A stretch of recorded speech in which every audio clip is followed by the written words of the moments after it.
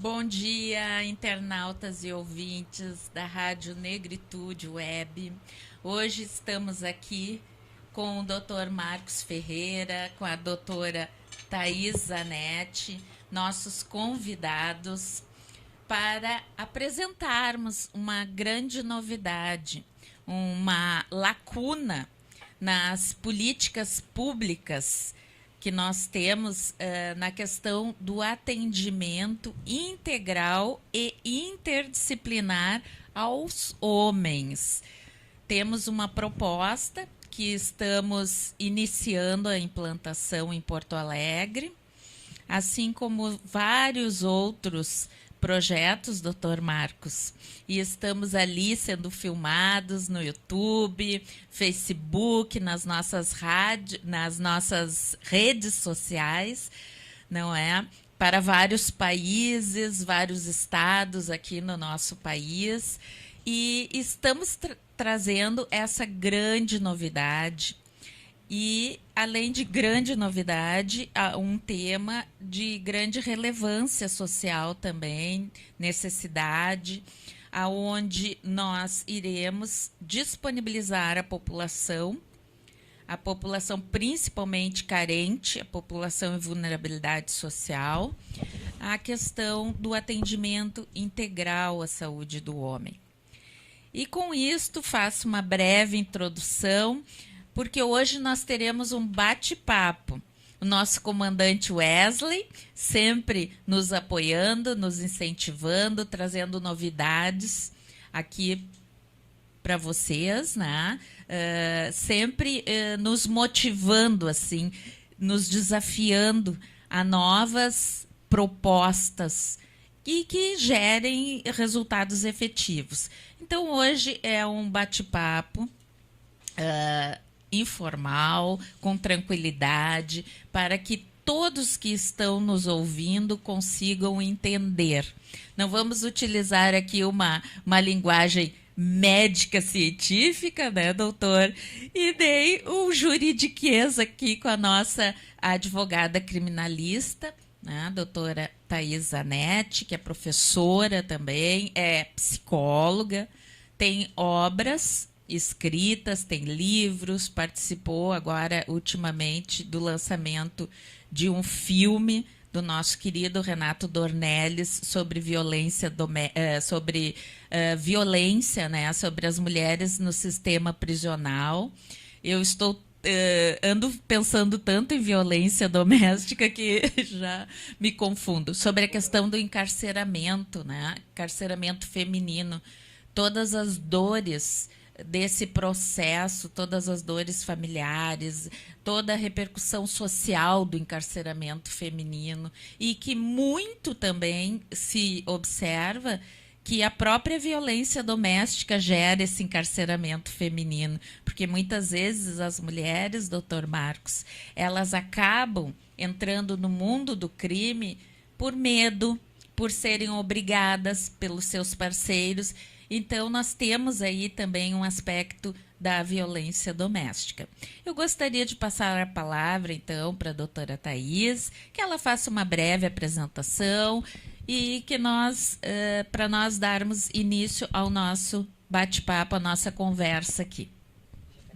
Bom dia, doutora. Bom dia a todos. Wesley, obrigada pelo convite. Simone, Marcos, que a gente possa fazer essa manhã aqui super positiva, né, de um tema tão delicado e difícil de ser trabalhado.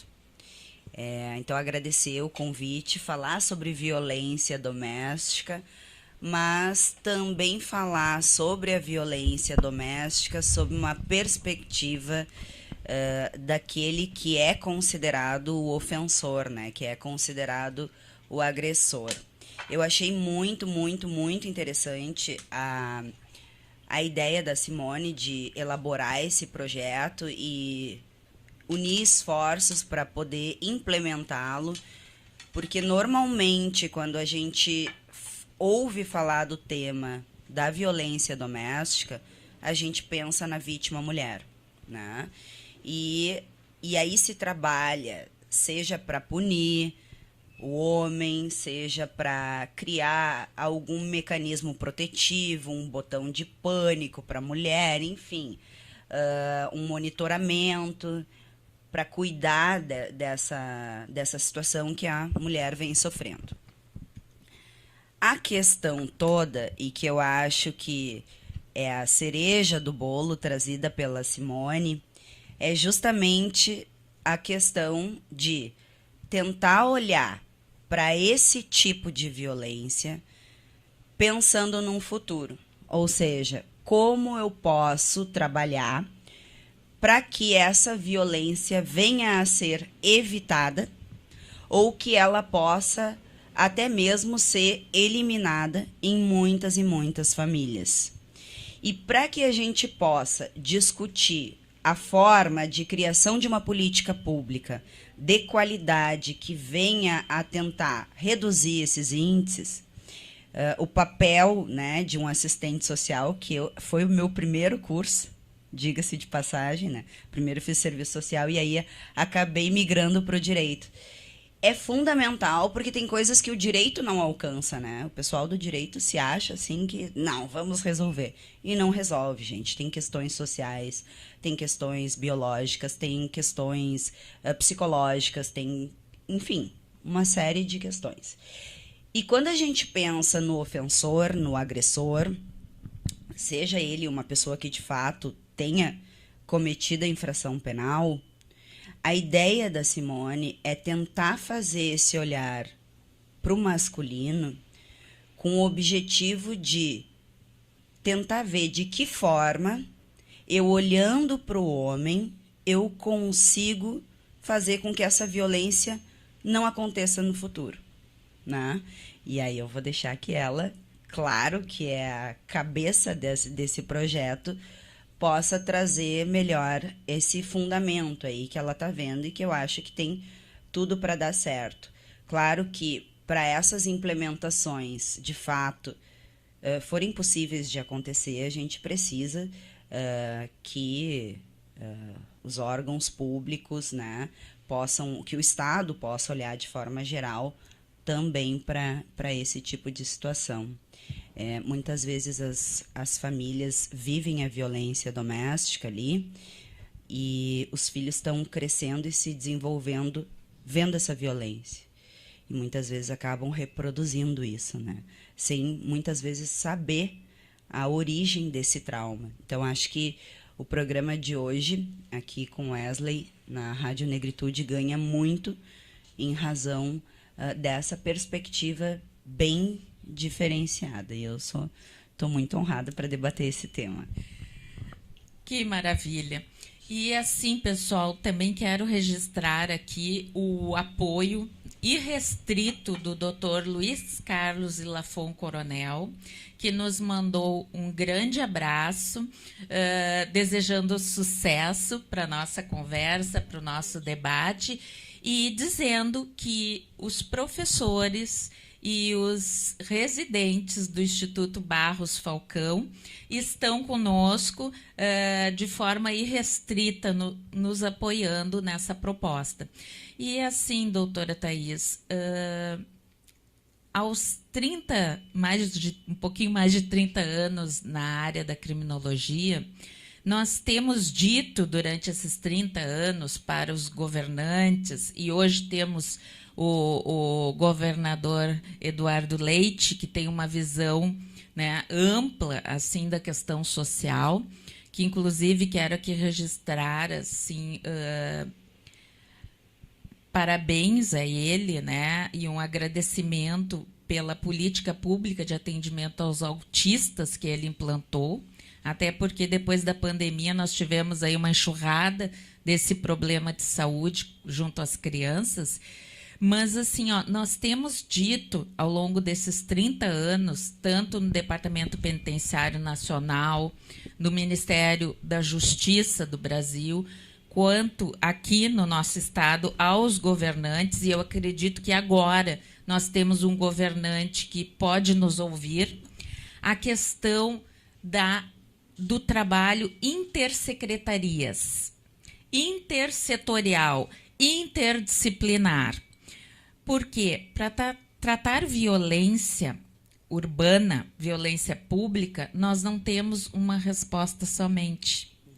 Nós precisamos de diversas respostas, inclusive a resposta biológica, que por muito tempo ela foi extremamente contestada, a resposta biológica junto à segurança pública, por se tratar algo estigmatizador, algo que iria etiquetar as pessoas.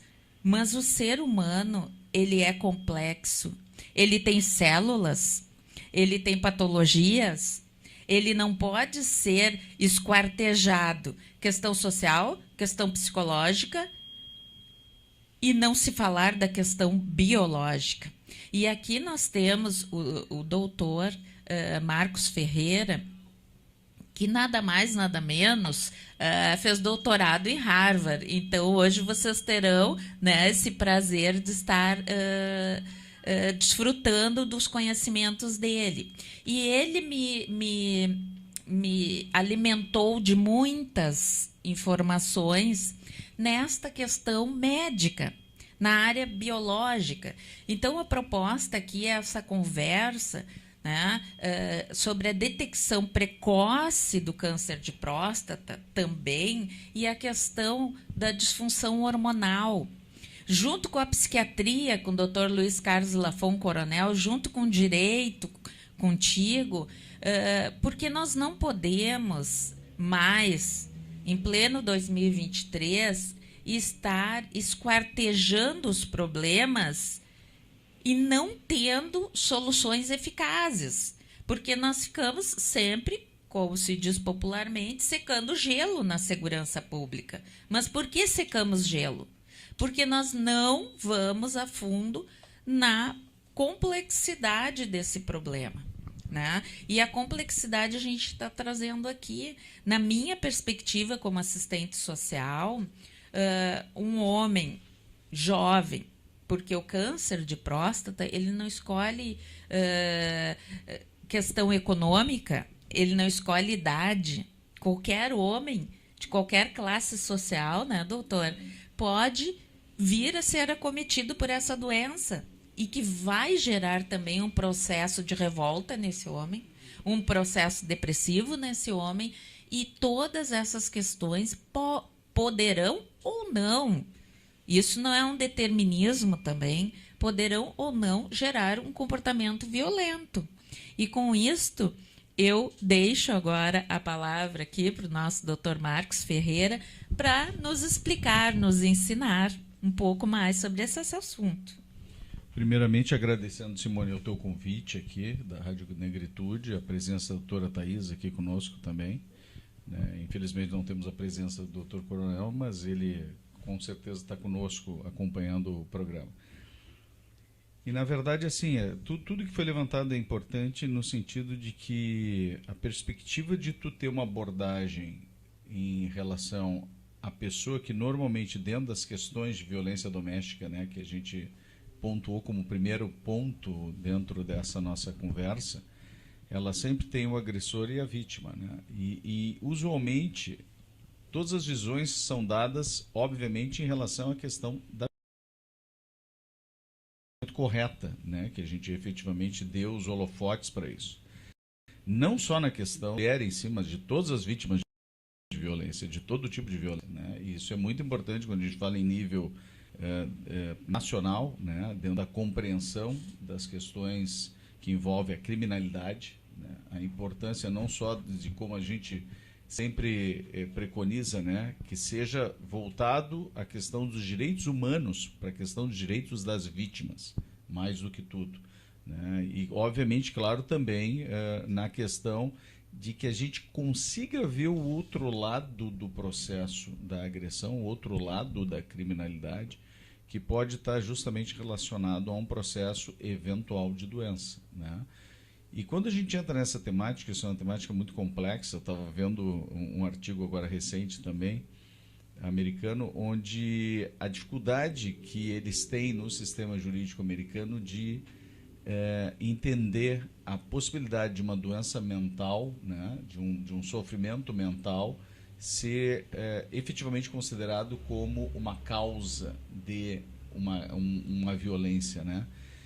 E de fato isso vem porque o sistema jurídico americano ele leva muito em conta a questão da responsabilidade das pessoas, né? Então, quando eles vão imaginar a possibilidade de uma doença mental, eles estão pensando num caso, por exemplo, de uma doença muito séria como esquizofrenia, por exemplo, ou um distúrbio bipolar, e que possa ter sido, né, num surto, uma causa de agressividade que levasse ao cometimento de um crime, né? E a gente tem diversos relatos desses aí, não só lá nos Estados Unidos, mas aqui também no Brasil e em todo o mundo.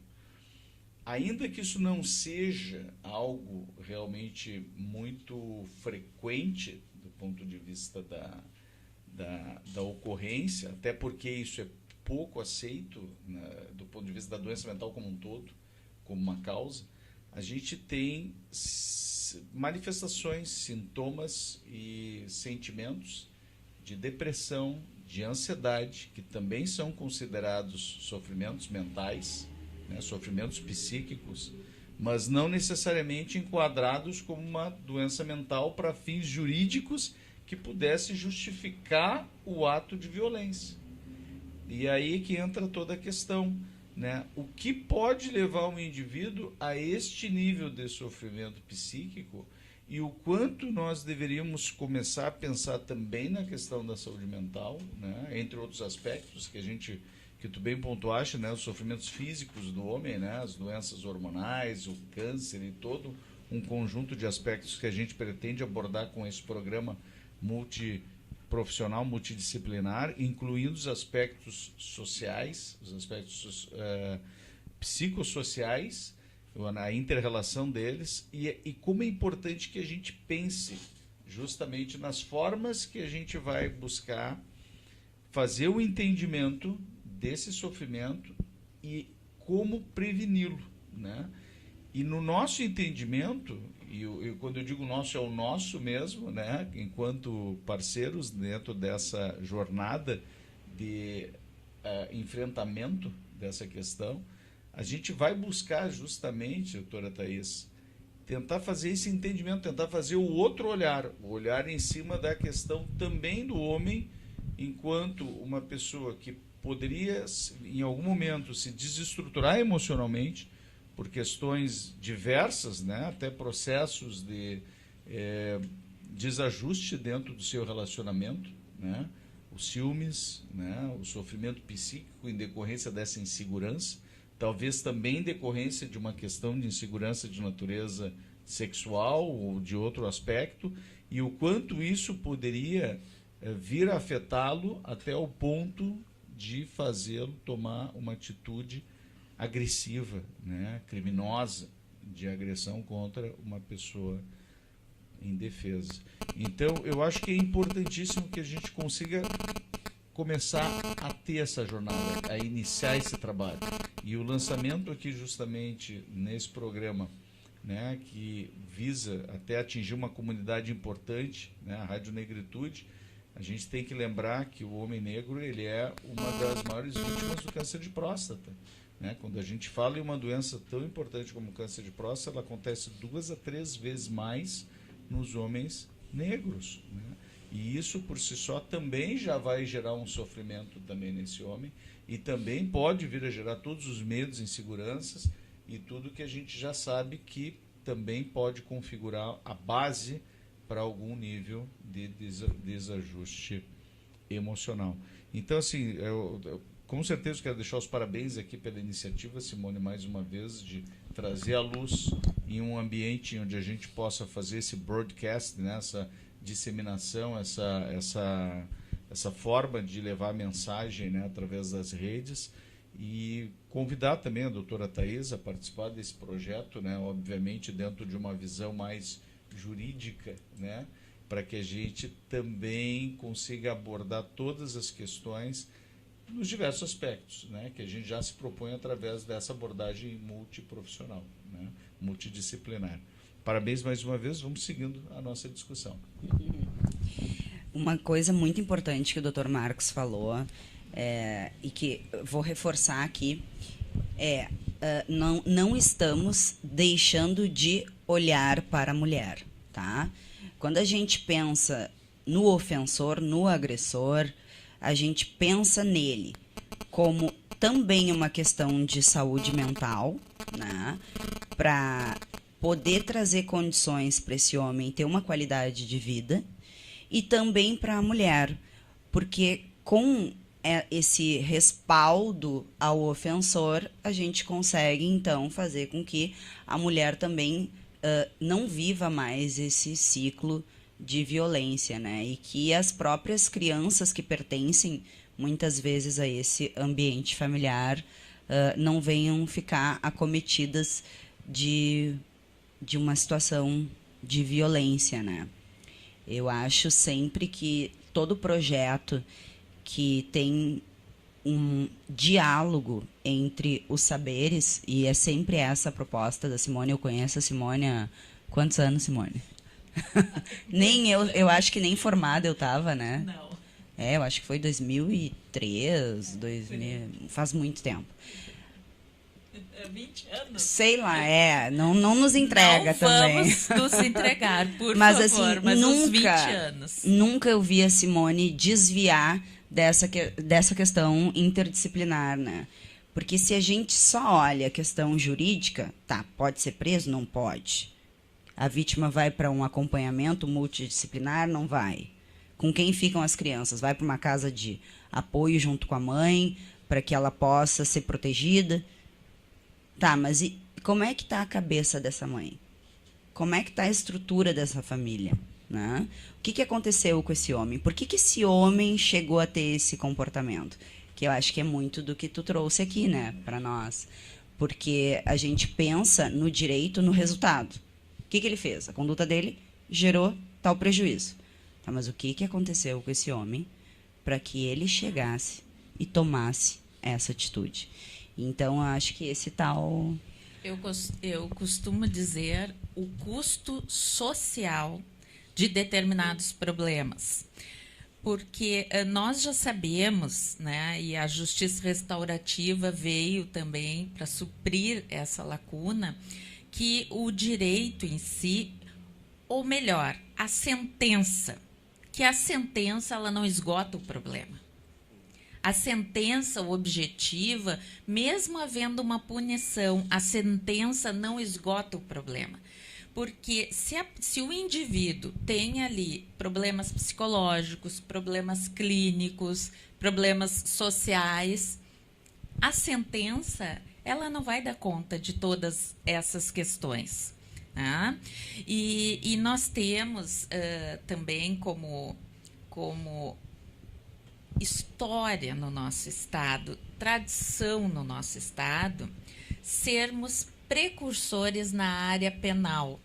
Muitos não sabem hoje em dia, inclusive pessoas que atuam na área penal, mas nós fomos precursores no regime semiaberto, com a assistente social Maria Tavares, que na década de 40 tirou 250 presos com autorização judicial. Ela, uma assistente social de 1,40 m.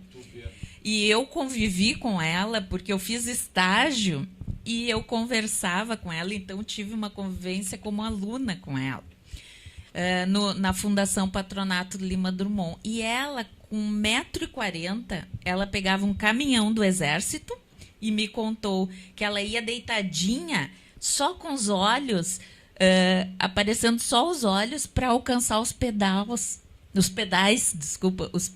do caminhão. Então ela ia deitada com o caminhão cheio de homens da cadeia pública para limparem as praças.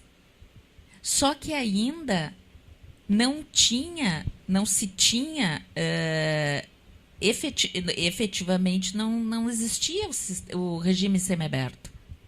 Então ela começou de fato, tinha de direito, mas não tinha de fato, né? Porque nós sabemos que as leis elas levam 10 a 20 anos na realidade para serem implementadas, né, a pleno, né? E antigamente demorava muito mais. Então, esta é uma questão, né, aqui do nosso sistema penal, que fomos precursores. Outra questão que fomos precursores em relação à alta progressiva.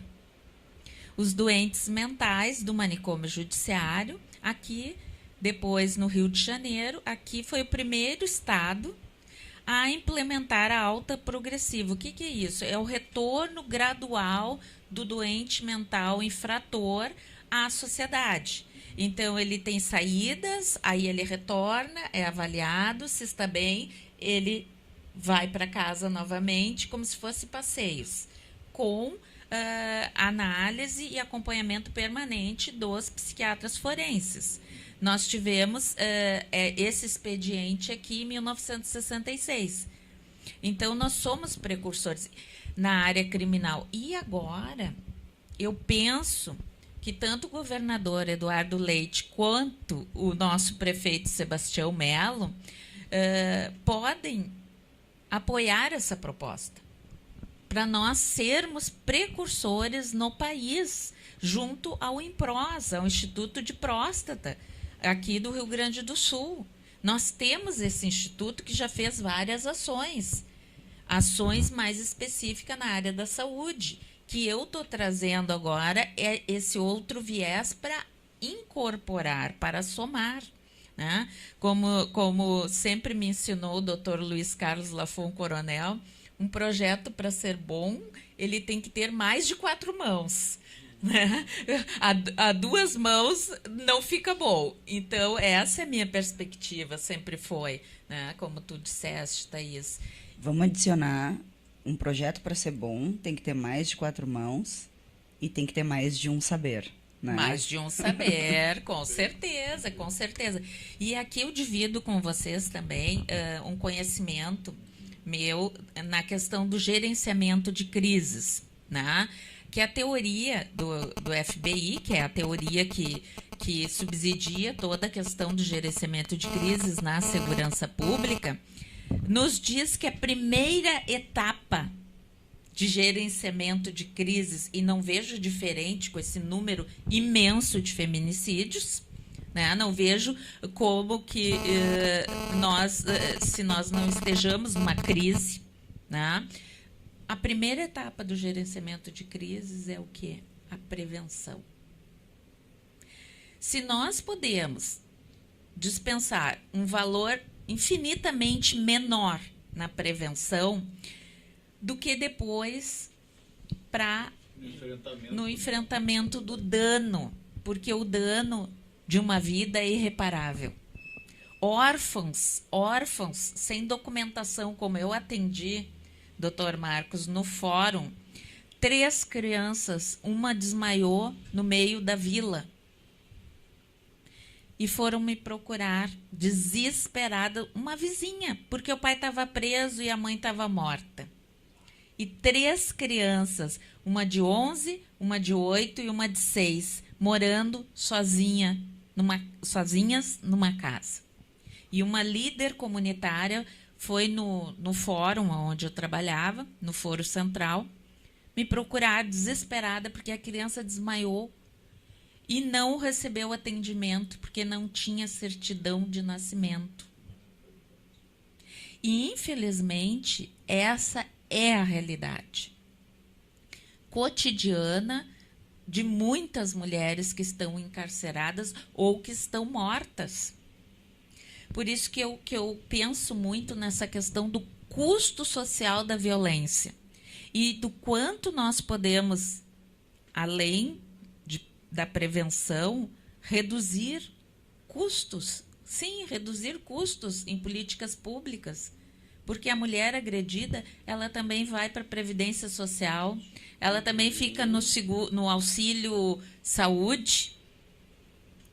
Né? Então, quantas questões elas estão interligadas por isso, doutora Thaís, que eu não consigo imaginar qualquer ação sem essa troca de saberes, que cada um traga a sua contribuição e, com certeza, nós teremos uma resposta melhor para a sociedade. Importante completar nessa questão das vítimas da violência, que dependendo do nível de agressão que essa pessoa sofreu, ela pode ter sequelas físicas.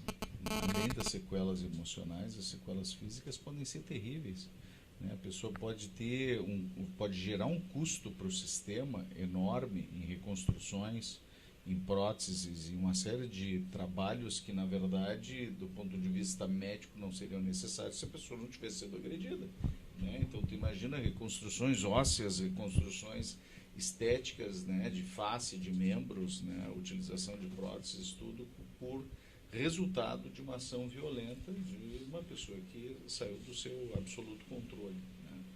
Então é importante a gente também ter noção desse custo, e isso já existem cálculos dessas questões e que realmente mostram claramente isso que tu disseste, Simone. Quanto mais a gente investe dentro das ações de prevenção, o nível de economia é da ordem de 100 para 1. Então, para cada $1, né, em estudos internacionais, para cada $1 que a gente investe dentro de uma ação de prevenção, tu economiza $100 dentro daquilo que seria o custo do efeito de não ter prevenido, né? Isso vale para praticamente tudo do ponto de vista médico, né? Então, a gente precisa ter essa noção em mente quando a gente pensa só no aspecto clínico, médico, cirúrgico, tirando todas as questões sociais ainda envolvidas dentro de tudo isso.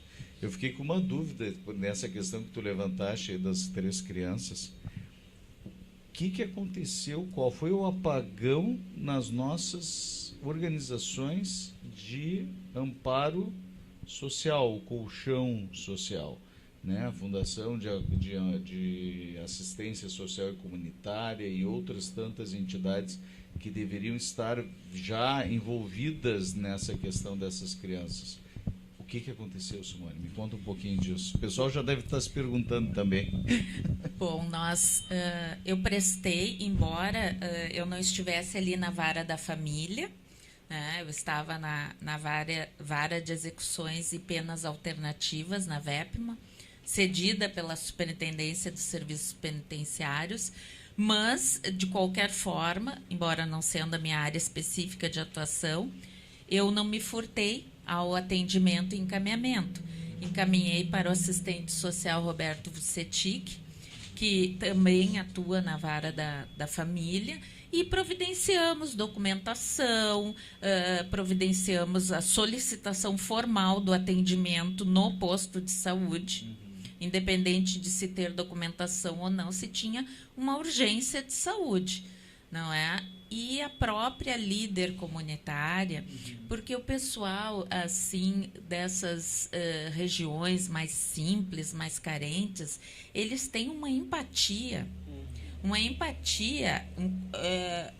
um coração, vou até falar essa palavra, assim, muito bondoso. Eles se compadecem com a dor um do outro. E essa líder comunitária, ela solicitou orientação que ela iria adotar essas crianças. E, de fato, ela levou para casa dela.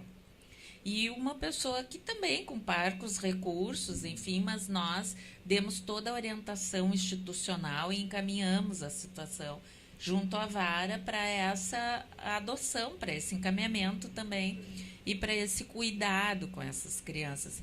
E eu penso que isto é muito importante, assim, não se ter aquele atendimento público de balcão, como eu digo.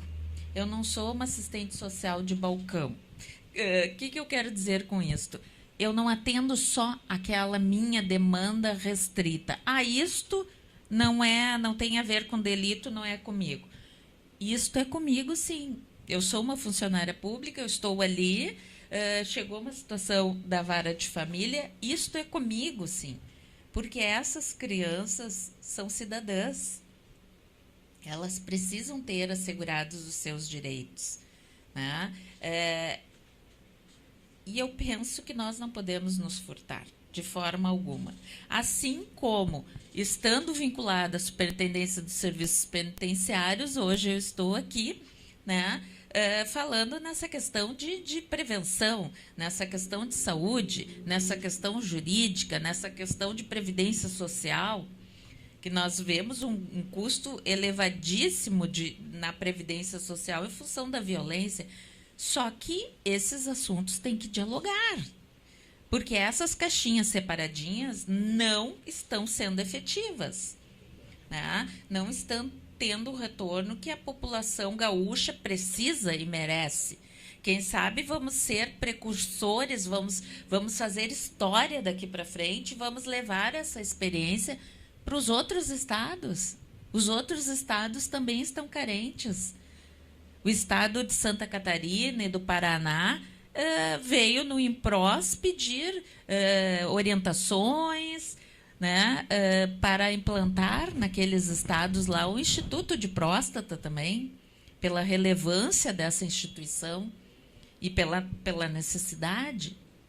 E outra questão também eu gostaria que vocês falassem, porque eu estou aqui também como jornalista, né? Nós somos multipluri, são desafios e mais desafios. Não sei se vou passar no teste do meu chefinho Wesley ali, mas assim, pessoal, outra coisa que eu gostaria que vocês comentassem é a quebra de paradigma que nós teremos que fazer junto às comunidades na questão do machismo, né? Na questão do homem se permitir ser cuidado, entender que isso não é uma fraqueza, que isso não é uma vulnerabilidade, que até a Bíblia fala, né? Que na nossa fraqueza é quando nós somos fortes, né? Que quando a gente pensa que está fraco é quando realmente, na questão da Bíblia, Deus nos fortalece.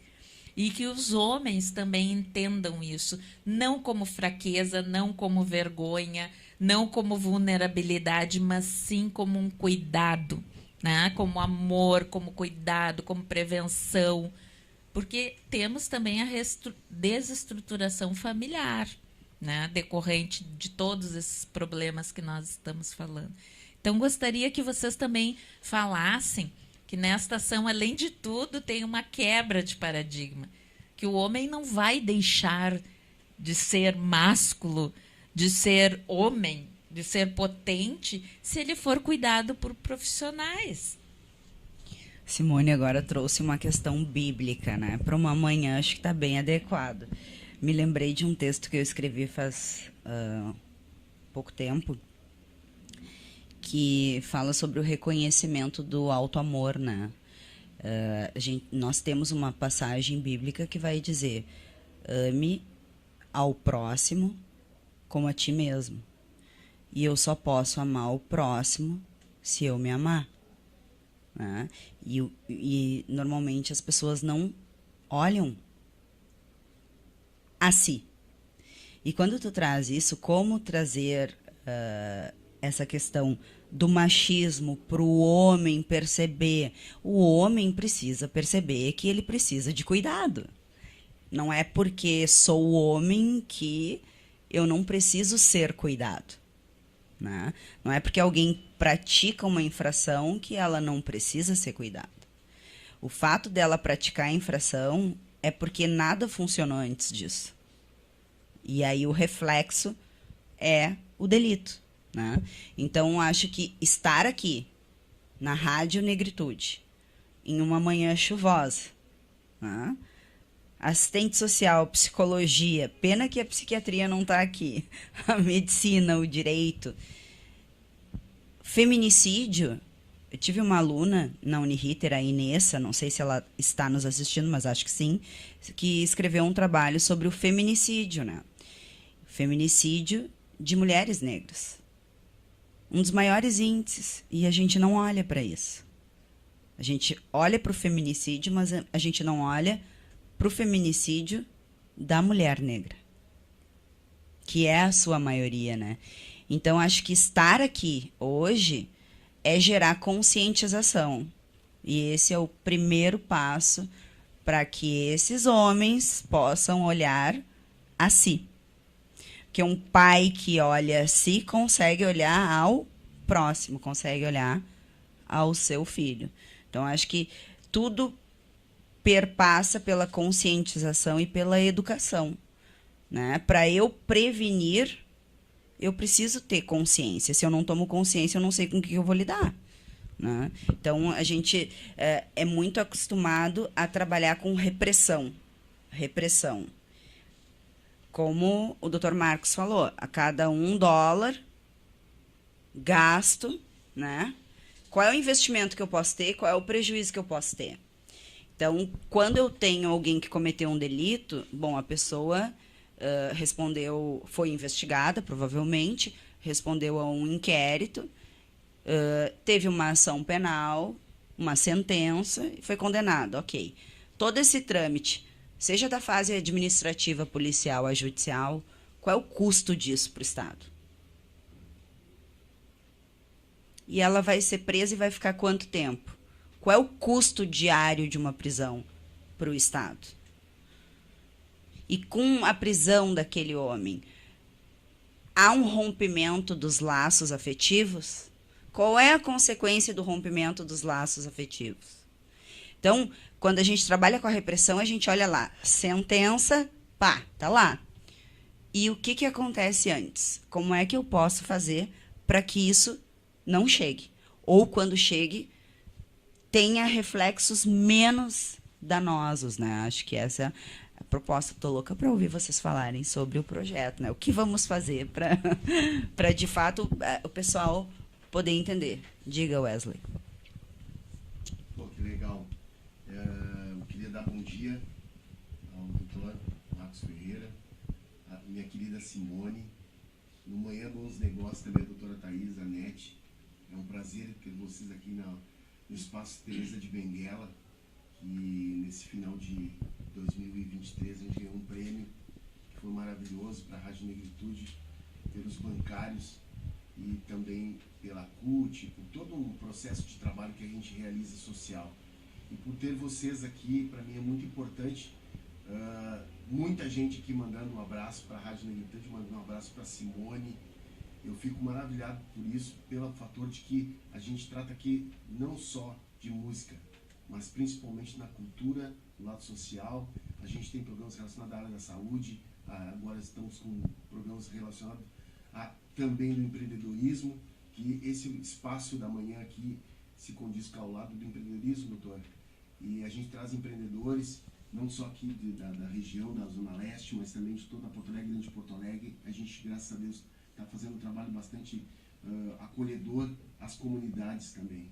E esse espaço que foi cedido a Simone, já que a Simone tem uma coluna eletrônica aqui na Rádio Negritude, que já faz sucesso, para mim é importantíssimo ter vocês aqui hoje, não só para nós aqui da Rádio Negritude, que estão fazendo 15 anos como Rádio Web, é uma luta diária, mas também para a comunidade que acolhe a gente aqui de todo o Brasil, porque a gente tem ouvintes de São Paulo, Rio de Janeiro, Minas Gerais, a gente tem gente agora aqui escutando da Espanha, tem uma comunidade de Angola que está mandando um abraço para nós aqui, que acessa o processo da rádio, mas para mim é importantíssimo ter vocês aqui como um trabalho que se diz digno, quando a Simone fez esse convite para ter esse processo de trabalho que ela vem fazendo, e principalmente nessa questão que vocês estão colocando aí. Eu queria deixar os nomes aqui das pessoas que estão na audiência aqui, só para deixar claro os 385 ouvintes que estão na audiência da rádio agora nessa manhã.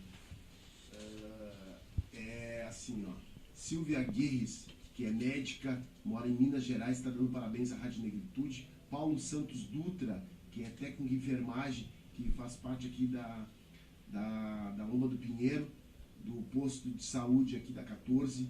Lia Castro, Ana Lúcia, lá de São Borja. Sandra Cunha, lá do Rio de Janeiro. Pedro Andrade, parabéns Rádio Negritude, parabéns Simone, não te conheço, mas parabenizo o teu trabalho. Nilmara Zambuja, 2 convidados excepcionais, parabéns Rádio Negritude. Cássia Silva, e assim vai. Só vou deixar, para não tomar muito tempo de vocês aí, estamos no canal no www.radionegritude.com, também na câmera lá do site, também no aplicativo da Rádio Negritude, também no canal no YouTube e também lá no Facebook. Simone, é contigo, obrigado. Em relação ao... Bom, em relação vamos continuar em relação ao preconceito. Discutindo o nosso paradigma. Isso, e depois aí eu passo para a questão do projeto. Entras na discussão Sim. do projeto. Mas o que a doutora Thaís trouxe foi extremamente relevante, porque envolve uma das grandes discussões que a gente teve lá na elaboração da Política Nacional de Atenção Integral à Saúde do Homem. Isso foi uma luta desenvolvida aí de 2004 a 2009, né? Praticamente 5 anos aí trabalhando. O INPROS nem existia ainda de fato, né? Ou melhor, talvez existisse de fato, mas não de direito. De direito foi em 2007, mas que foi a nossa fundação. Mas desde 2004 eu me lembro de ter entregue uma proposta resumida assim de trabalho para a questão da saúde masculina, que absolutamente não existia dentro das políticas públicas, para o então secretário Pedro Gus, era o secretário da época. Acho que era o governo do José Fogaça. E infelizmente ali a coisa não prosperou, mas a gente já tinha iniciado algumas discussões, né? Na época o nosso presidente da Sociedade Brasileira de Urologia, o Dr. Walter Koff, já tratava dessas questões. Eu fazia naquela época mestrado, doutorado, eu já estava no doutorado, e nós levamos a questão a Brasília para que fosse discutida dentro do Conselho Nacional de Saúde e outras instâncias em nível de legislativo federal. E aí nós conseguimos o arcabouço básico, vamos dizer assim, do que seriam as políticas, né, a base da Política Nacional de Atenção Integral à Saúde Masculina, que foi publicada em 2009. Para vocês terem uma ideia, as políticas de saúde da mulher e da criança já existiam desde a década de 60. Foram consolidadas as políticas, se eu não me engano, em 1983, por um decreto do então presidente João Batista Figueiredo. Mas um processo que já existia em formação desde a década de 60. Então, a diferença de praticamente mais de 30 anos, né, ou 40 anos até, entre as políticas, mostra o quanto por muito tempo não se discutia a questão de saúde masculina. O próprio processo do Novembro Azul, que o INPROS foi um dos relatores do texto da lei que fez a inclusão do Novembro Azul no nosso calendário de eventos oficial, calendário oficial de eventos do Rio Grande do Sul. Então, Novembro Azul, hoje, por um projeto de lei, eu estava até revisando quando a gente fez isso, foi publicado em 2015. Então, em 2009, a Política Nacional de Atenção Integral à Saúde do Homem, eu ajudei a elaborar a política municipal, política estadual. Mas do documento em si, transferir aquilo, como tu bem disseste, né, Simone, transformar aquilo que é uma lei, que é um regulamento, em uma prática, existe uma distância enorme. E a gente já discutia naquela época, Simone, como é que a gente ia fazer para vencer justamente o preconceito. Porque quando a gente fala sobre saúde masculina, o grande problema é que nós estamos lidando com um tema que é tabu ainda, né? Quer dizer, a política já existe desde 2009, mas em vários lugares ela não foi de fato implementada. Eu sinto dizer que mesmo em Porto Alegre nós não conseguimos implementar uma política de saúde do homem adequada, né, ainda. E em várias capitais existem iniciativas assim que pipocam, né, do ponto de vista a tentar oferecer alguma atividade, alguma ação, normalmente no mês de novembro, mas a gente não vê aquela ação continuada, aquela ação consistente, aquela ação estruturada em prol da questão da saúde masculina. Até porque o sistema não se integra como nós estamos propondo a integração, Simone. Então, a gente vê que realmente as organizações da sociedade civil que efetivamente acabam conduzindo as políticas públicas para que elas, de fato, aconteçam, a despeito do Estado, né? A despeito de toda a estrutura estatal, seja em nível municipal, estadual ou federal, que muitas vezes nos deixa à míngua para esse enfrentamento dessas questões. Então, nós temos um problema muito sério, que a doutora Thaís pontuou muito bem também, que envolve a questão do papel do homem dentro do núcleo familiar. E quando a gente fala em criminalidade, são inúmeros estudos no mundo inteiro que mostram que boa parte dos apenados teve pouca ou nenhuma convivência com a figura paterna. Eu diria que a imensa maioria teve pouca ou nenhuma presença da figura paterna. Então, a figura do pai dentro da evolução desse indivíduo, que chegou até a vida adulta e acabou cometendo, ou mesmo já na adolescência, algum ato infracional, alguma situação até de violência, isso já vem lá atrás, porque a coisa não foi trabalhada do ponto de vista até da questão da paternidade do indivíduo que deu origem a esse infrator. Porque a gente normalmente pensa na mãe, né? A mãe é que pariu, mas não é só a mãe que pariu, a mãe teve um parceiro que foi a pessoa com que ela teve. Não existe nascimento espontâneo, Nossa Senhora somente, mas além disso não tem outro relato. Então nós temos que existe a figura paterna, de um jeito ou de outro. E essa figura tem que assumir as suas responsabilidades do ponto de vista do que vai ser o desenvolvimento desse indivíduo ao longo da sua vida. Fora isso, claro, a gente observa ainda muito dentro do nosso meio, em especial aqui no Rio Grande do Sul, a questão do machismo, de fato, né? Que é, na verdade, uma falta de compreensão, muitas vezes, da necessidade, justamente, do que tu pontuaste, de ser cuidado. Porque esse ato do cuidar, ele normalmente é colocado nas costas da mulher, né? A mulher é a grande cuidadora da família. Mas, na verdade, nós precisamos cada vez mais trabalhar também dentro da política de saúde do homem, o papel do homem no cuidado da família. O papel do homem no assumir as suas responsabilidades enquanto pai, no sentido do cuidado dos seus filhos também. E isso vai se refletir na saúde dele também. Porque o homem que cuida, ele normalmente é um homem que também acaba sendo cuidado depois, ao longo da sua vida adulta e na sua velhice. E isso transforma também os indicadores de sobrevida desses homens. Uma das grandes questões que a gente enfrenta hoje é justamente em nível mundial a menor expectativa de vida de homens. Justamente por quê? Porque não existe o hábito do cuidar. Né? Não só do cuidado ao outro, mas do autocuidado.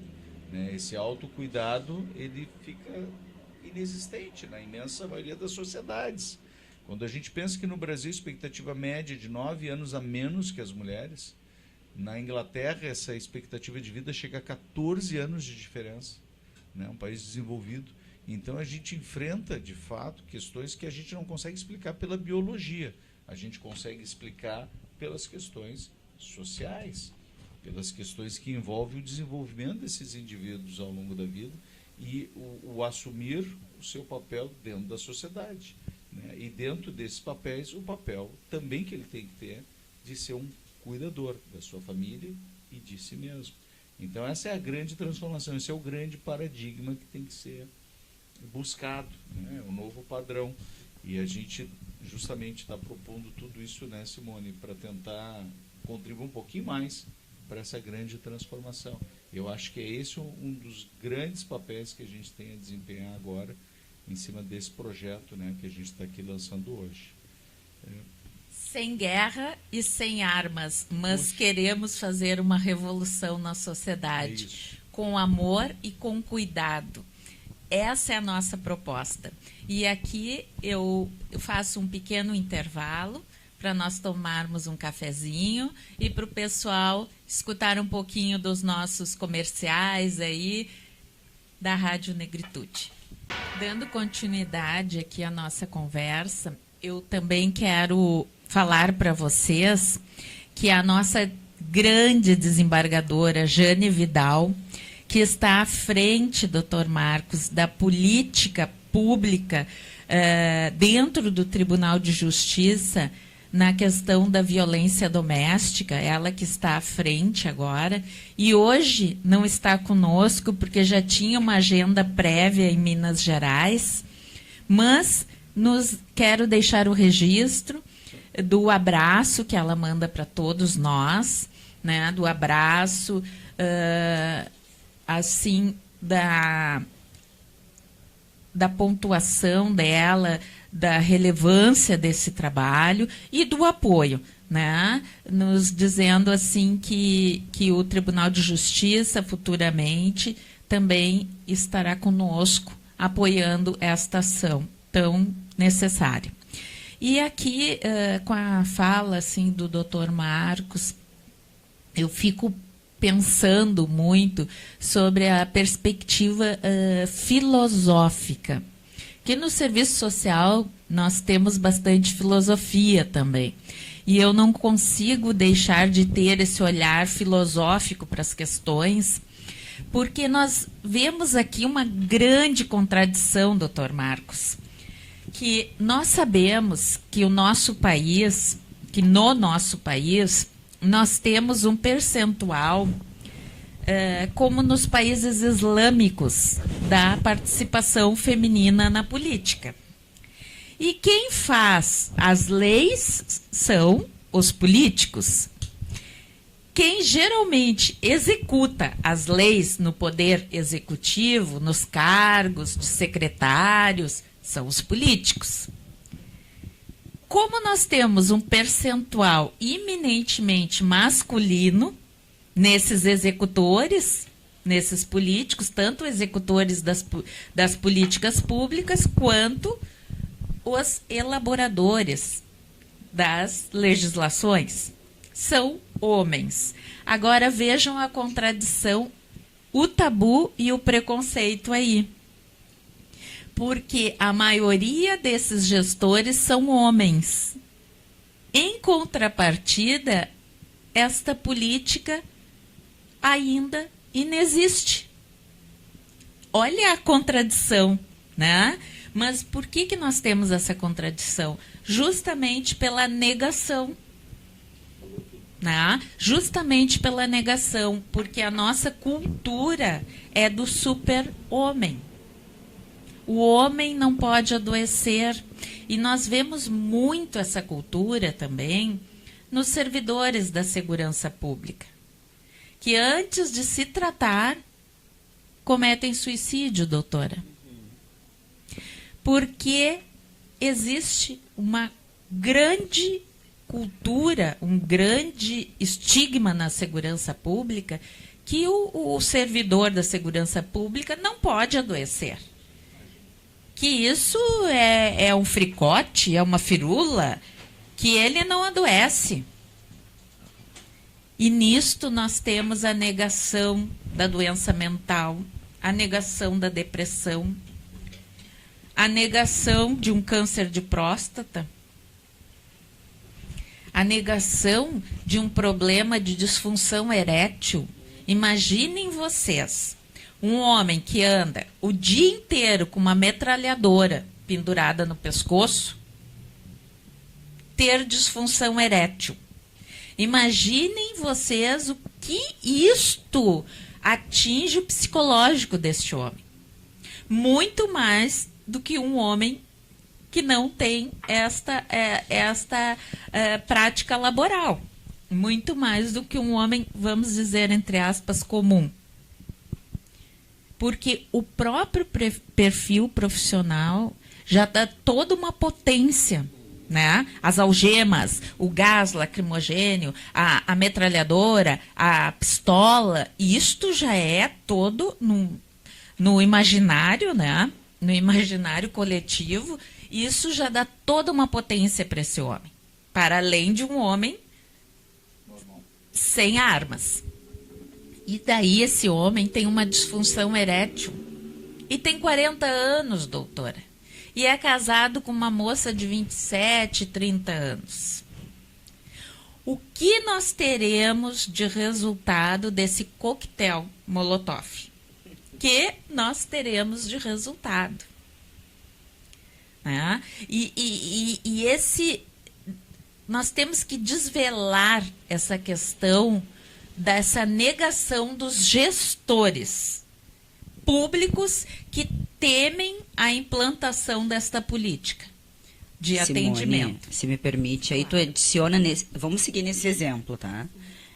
Tu adiciona nesse exemplo a situação de que este homem, ele exerce uma função em que ele lida diretamente e cotidianamente com a violência. E nós sabemos que existem índices bastante altos para quem trabalha com segurança pública, seja na esfera que for, de cometimento de violência doméstica. Por quê?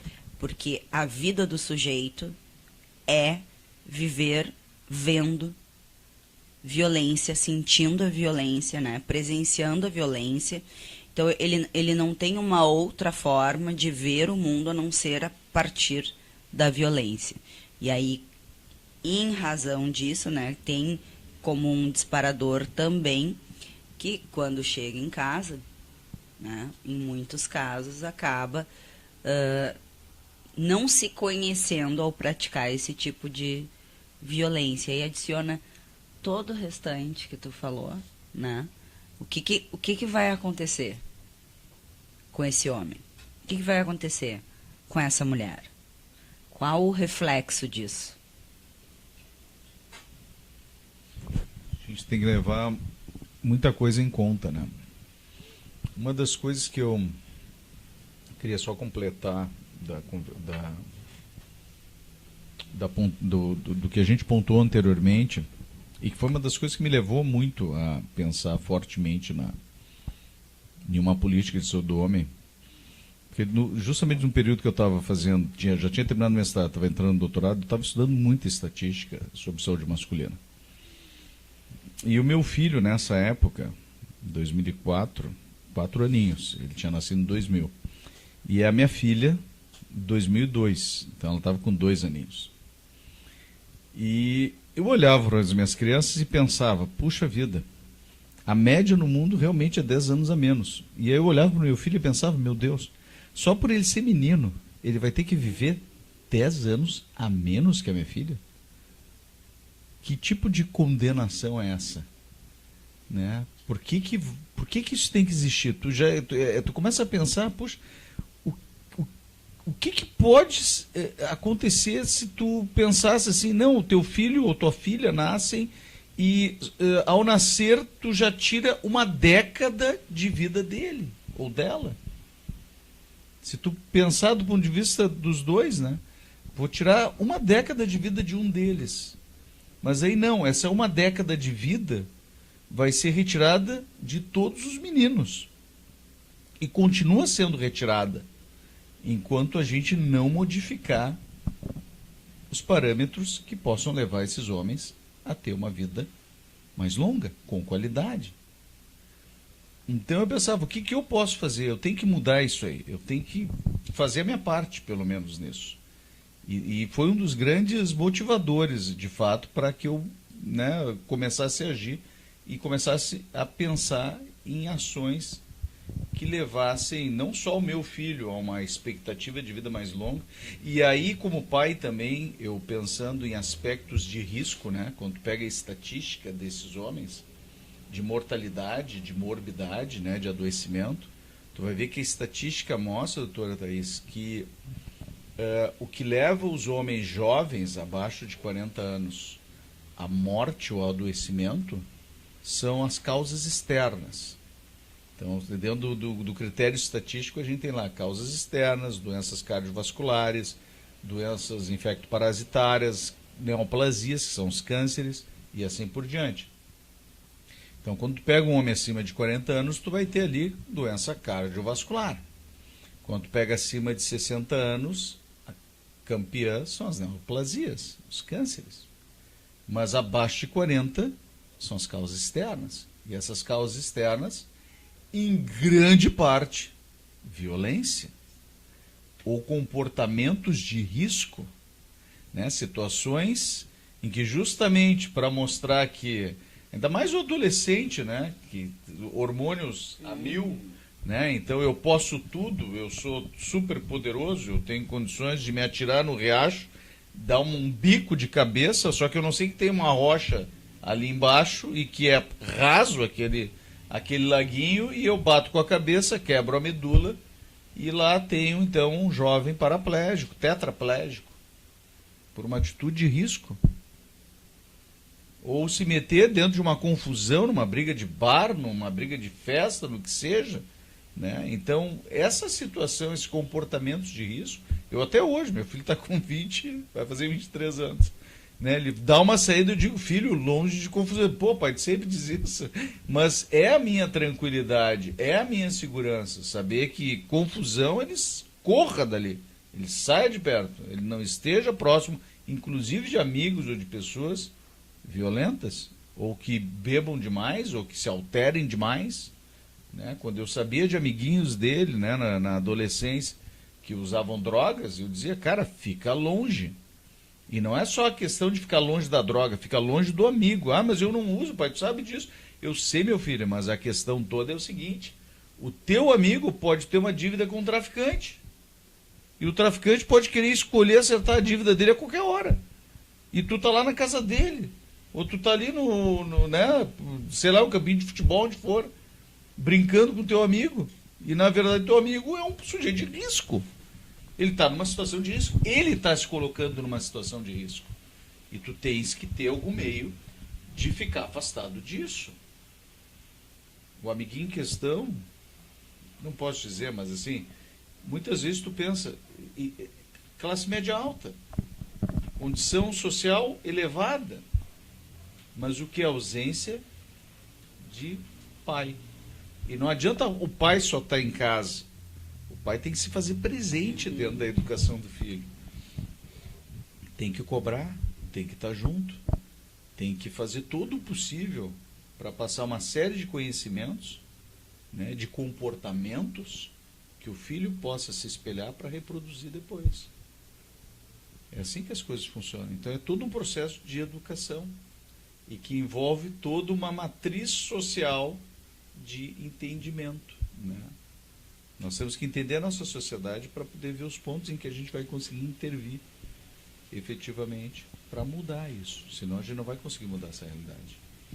E outra questão que eu me lembrei agora, como comportamento de risco também, a questão de quando o homem, e quando eu falo homem, desde o jovem, com disfunção erétil, que não usa preservativo, que não usa camisinha. Isto é um comportamento de risco também, que pode levar à morte também, por contaminação de várias doenças. Nós tivemos aqui no estado, há uns 8 anos atrás, mais ou menos, um boom de sífilis. Um boom de sífilis, HIV, nós somos um dos estados com maior índice de HIV. Por que isto? Se temos uma ótima política na área da saúde, de prevenção, HIV e DSTs, mas por que isto? Né? Porque principalmente os jovens se colocam em risco desta forma. Isso também é uma forma de se colocar em risco. Né? E em relação ao projeto, porque nós temos 7 minutos, em relação ao projeto, ele tem diversas etapas. Uma das etapas, a primeira etapa, foi nós termos coragem de puxar este assunto, né? de tomar essa posição de enfrentamento deste assunto, até porque ele envolve vários interesses, vários interlocutores, né? Ele envolve política pública, política partidária também, né? Se duvidar também envolve. A primeira etapa foi isto, foi nos debruçarmos sobre esse tema e dizer, olha, de 2009 para cá nada avançou. E nós pensamos que chega, que tem que avançar a política daqui para frente, que já esperamos bastante. Né? E a segunda etapa do projeto é exatamente isso que nós estamos fazendo. É a divulgação, é a sensibilização, porque quais dos nossos ouvintes sabiam que esta política já foi pensada por alguém, que já foi escrita que existe, né? Então, a segunda etapa é essa divulgação, é essa sensibilização, que a Dona Maria, que o seu João, que o seu Paulo, o seu Pedro nos escutem, né? Porque nós escolhemos a Rádio Negritude por toda a história desta rádio. São 15 anos, como disse o Wesley, de muita luta, e luta em defesa dos direitos humanos. Né? E a questão da população, nós temos um recorte aqui da população negra. E o que nos traz a ciência? Nos traz que a maior parte das mulheres que sofrem violência doméstica são negras, que a maior parte dos homens com câncer de próstata são negros. Qual o melhor lugar para nós falarmos sobre esse tema? Não existe melhor lugar que a Rádio Negritude, justamente por todo esse recorte populacional, pelo objetivo da rádio, né? Por todos os parceiros que nós temos aqui, de todos os estados do Brasil, enfim, toda a abrangência. E então temos outras etapas. As outras etapas é essa mobilização do poder público para implantarmos essa política, junto com o IPROS, que é uma organização não governamental, sem fins lucrativos, junto com o Instituto Barros Falcão, porque legislação já existe, né? Orientações técnicas, protocolos técnicos existem. Provavelmente vamos ter que incluir outras disciplinas, enfim, outras questões.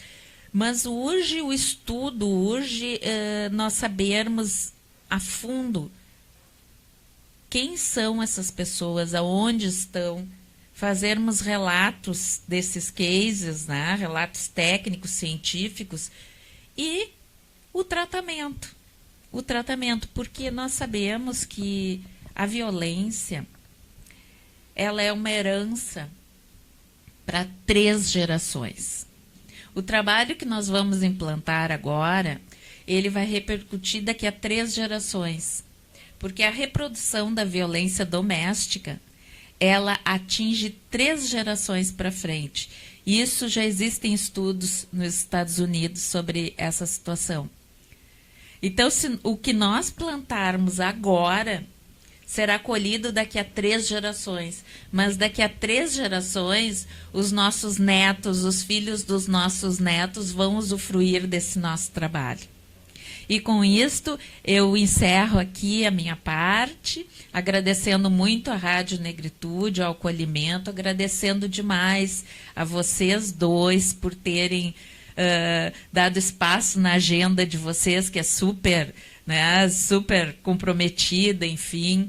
Doutor Coronel teve uma intercorrência de um paciente psiquiátrico, né, e como um excelente médico que ele não poderia faltar, né, ao lado do seu paciente. Deixo aqui um abraço para ele, um agradecimento especial, que também é um grande professor.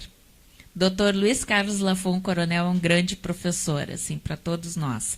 E deixo para vocês 1 minuto para cada um, para vocês fazerem, como diz o Paulo Sérgio Pinto na Pampa, fazerem o ponto final de vocês, 1 minuto. Vou copiar o Paulo Sérgio, aqui eu deixo um abraço para ele também. Não temos 1 minuto, tá? Temos bem menos que isso. Só quero deixar uma reflexão que me ocorreu enquanto vocês estavam fazendo aí as explanações, né? O quanto essa questão paterna, da ausência dela, repercute lá na frente no cometimento do delito. E o Estado, se a gente for fazer uma reflexão com viés psicanalítico, ele tem essa... Ele é o pai, né? Então, fica aí para um pitaco para o próximo e agradecer o convite aqui.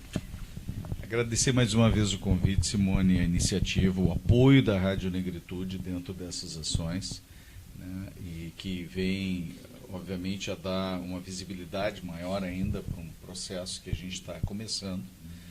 E, obviamente, fazer votos para que a gente consiga não só atingir o nosso objetivo, né, mas contar cada vez mais com pessoas que possam colaborar dentro dos nossos projetos, né, que deixo o nosso convite também para a doutora Thaís se juntar nesse esforço também, e que possamos, de fato, cumprir nossa missão.